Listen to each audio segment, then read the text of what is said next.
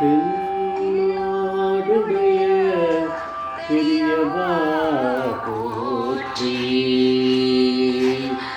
பெரியவா போற்றி, பெரியவா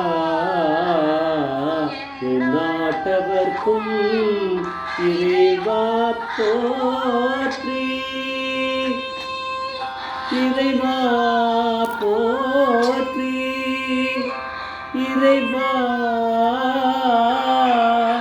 சர்வஜா சர்வவியாபி மகா பெரியவா சரணம், மகா பெரியவா சரணம்,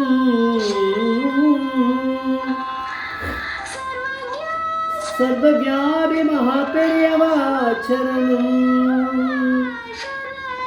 மாய பிறப்பொருக்கும் மகா பெரியவா போற்றி, மாய பிறப்பொருக்கும் மகா பெரியவா போற்றி. அபார கருணா சிந்தம் ஞானதம் சாந்திரப்பணம் ஸ்ரீ சந்திரசேகர குரும் பிரணமாமுதானம் கலிதேவம் காஞ்சிமான் இந்த யூடியூப் சேனல் பிரத்யேகமாக நம்ம மகாபெரியோட பக்தர்களுக்கு ஏற்பட்டு கொண்டிருக்கும் அனுபவங்களை ஒவ்வொரு நாளும் ஒரு அனுபவம், அதுக்கு ஒரு தலைப்பு. அனுபவத்தோட தலைப்பு பெரியவாளை கூப்பிட மாட்டேளா, பெரியவாளை கூப்பிட மாட்டேளா. இந்த சேனலில் இது வரைக்கும் சப்ஸ்கிரைப் பண்ணாலும் பண்ணுங்கள், தானே பாருங்கள். நம்ம என்ன சொல்கிறோம் அப்படிங்கிறத அந்த டிஸ்கிரிப்ஷன் நம்ம ஒரே ஒரு சேனலில் மட்டும்தான் இருக்குது. இந்த தலைப்பை நம்ம தான் முதல்ல பெரியவாளுடைய அனுகிரகத்தில் ஆரம்பிச்சிருக்கோம். சென்னையில் களக்காடு ஸ்ரீ ராமநாராயண ஐயர் அப்படிங்கிற ஒரு மகா பெரியவாளோட அத்தியந்த பக்தர் இருந்தார்.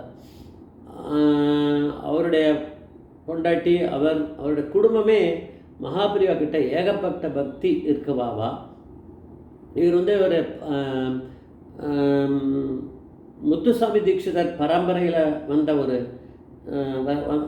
அவர் அந்த களக்காடு ஸ்ரீ ராம நாராயண ஐயர் அப்படிங்கிறவர்.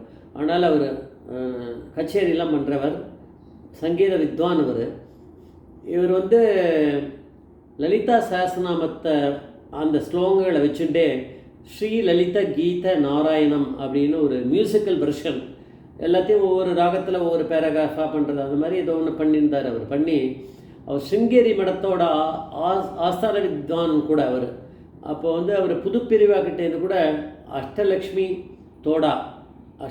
போட்ட ஒரு தோடா வாங்கின்னு இருக்கார். அவர் 1959 61 ஏதோ ஒரு வருஷம், என்ன வருஷம் தெரில, நடந்த ஒரு இன்சிடெண்ட் இது. சென்னையில் மகாபிரிவா கேம்பில் இருந்தால் சில பக்தாளுடைய கிரகங்களுக்கு பெரியவா நேரடியாக அவள் இன்வைட் பண்ணும்போது பெரியவா வந்து போகலாம் அப்படின்னு நினச்சா போயிருக்கா. அந்த மாதிரியான ஒரு விஷயங்கள் நடந்துருக்கு. அப்போ வந்து இந்த ராமநாராயண ஐயரோட பொண்டாட்டி வந்து ரொம்ப அவளுக்கு வந்து க்யூரியஸாக இருக்குது. பெரியவாளை நீங்கள் போய் கூப்பிடுங்களேன், ஏன்னா பெரியவா வந்து நிறைய மடத்துக்கு கைங்கரியம் பண்ணியிருக்கார், பெரியவாளை போய் நிறைய வாட்டி பார்த்துருக்காரு, அதெல்லாம் நடக்கிறது. அப்படி இருக்கும்போது நீங்கள் போய் பெரியவாளை எங்கள் ஆற்றுக்கு வாங்கோ அப்படின்னு அழைக்கலாமே, நம்ம ஒரு நாள் வந்து பெரியவா இங்கே நம்ம ஆற்றுக்கு வந்துட்டு போகலாமே, விசிட்டு வந்துட்டு போகலாம் அப்படின்னு கேட்குறா. அதுக்கு வந்து இவ்வளோ தூரம் வந்தாச்சு, இப்போ ஆச்சரியா நம்ம நம்ம நம்ம ஆற்றுக்கும் வரலாமே, கூப்பிடுங்கன்னு அவர் ஆசையில் கூப்பிடுறா. அப்போ வந்து இந்த ராமநாராயண ஐயர் வந்து மாபெரிவா பண்ணுற பூஜையை கூட போய் அங்கங்கே பார்த்துட்டே இருந்த சமயம்தான் அது. அதனால தான் இந்த பொண்டாட்டி வந்து நீங்கள் எவ்வளோ தர போகிறேல கூப்பிடலாமே பெரியவாளை, அழைச்சா வருவாரே அப்படின்னு கூப்பிடுறா.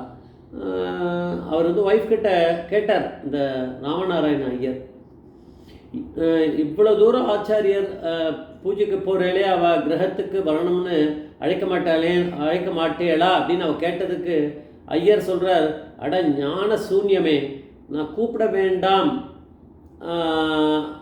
அது அவர் பூஜை பண்ணுற காமாட்சியே நம்ம ஆற்றுல இருக்கா, அவருடைய கிரகத்தில் ஒரு பெரிய காமாட்சி வச்சுருக்கா. அது தவிர ஏற்கனவே அவர் தான் அந்த இது பண்ணுறாரு, லலித சஹஸ்ரநாம இது அதை வச்சுட்டு ஸ்ரீலலித கீதா நாராயணம்னு வேறு பண்ணியிருக்கார். ரொம்ப காமாட்சி கிட்ட பக்தி இருக்கவர். அதனால் அவர் பூஜை பண்ணுற, அதாவது மகாபரிவா அது சொல்கிறார், அவர் பூஜை பண்ணுற காமாட்சியே நம்ம ஆற்றுல இருக்காளே, அது அவருக்கே தெரியுமே, அதனால் அவரே வருவார் அப்படின்னு அவர் ஏன் சொல்கிறாருன்னா, அந்த திமுறில் சொல்ல, பக்தி ரொம்ப அதிகமாக எடுத்து அதனுடைய மிகுதியினால் அவர் அப்படி சொல்கிறார். ஒரு நாள் வந்து ராமநாராயண ஐயர் வந்து இதை வந்து அவர் திடமாக நம்பியிருந்தார். அதனால் அவர் அப்படி சொல்கிறார். பொண்டாட்டி போய் கூப்பிடுங்க, அவளுக்கு போய் கூப்பிடுறதுக்கு எப்படியும் பண்ண முடியாது, 2 பேருமா போய் கூப்பிடணும், இல்லை அவர் போய் கூப்பிடணும், இதான முறை. அதனால் அவளுக்கு என்ன பண்ணுறதுன்னு தெரியாமல் முழிக்கிறா பொண்டாட்டி. இவர் ஒரு நாளைக்கு வந்து வழக்கம் போல் காமாட்சி நல்லா அலங்காரம் பண்ணார். பண்ணி ரெடி பண்ணி அது மாதிரி எப்பயும் பண்ணுவார், பூவெல்லாம் வச்சு. அது மாதிரி நம்ம பெரியவாளுக்கு இது பண்ணுற மாதிரி பூவெல்லாம் இது பண்ணி அவர் வச்சுட்டு அவர் என்ன ரெகுலர் பூஜையோ அதை பண்ணுறாரு.